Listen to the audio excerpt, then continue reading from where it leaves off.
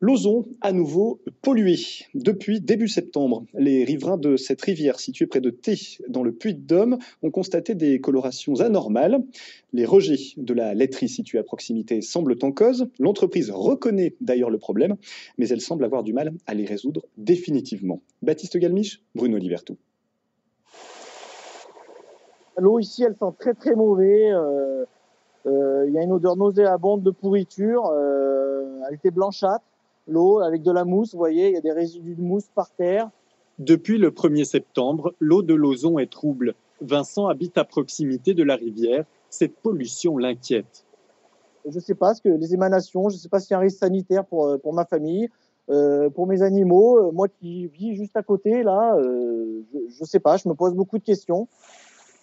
Cette eau souillée, grasse, colmate les fonds. Conséquence, la faune et la flore sont affectées. Régulièrement, je dirais une fois par an ou tous les 2 ans, on fait une pêche électrique.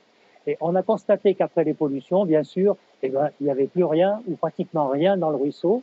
Et si on faisait une pêche électrique après une période, je dirais, claire, où il n'y a pas eu de pollution, on s'aperçoit que les poissons reviennent, recolonisent. La responsable de cette pollution, c'est cette laiterie. Ces canalisations sont très vieilles. Quand elles se fissurent, les eaux usées de l'usine se déversent dans la rivière. La mairie affirme dialoguer avec l'entreprise pour trouver une solution.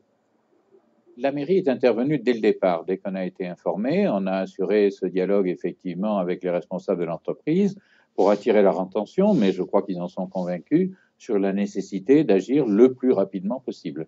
La solution, moderniser le réseau. La laiterie affirme que chaque intervention implique de casser le sol. Impossible de le faire sur l'intégralité du site à cause du coût, 2 millions d'euros. En attendant, 2 prélèvements sont réalisés quotidiennement par l'usine afin d'alerter en cas de nouvelles pollutions.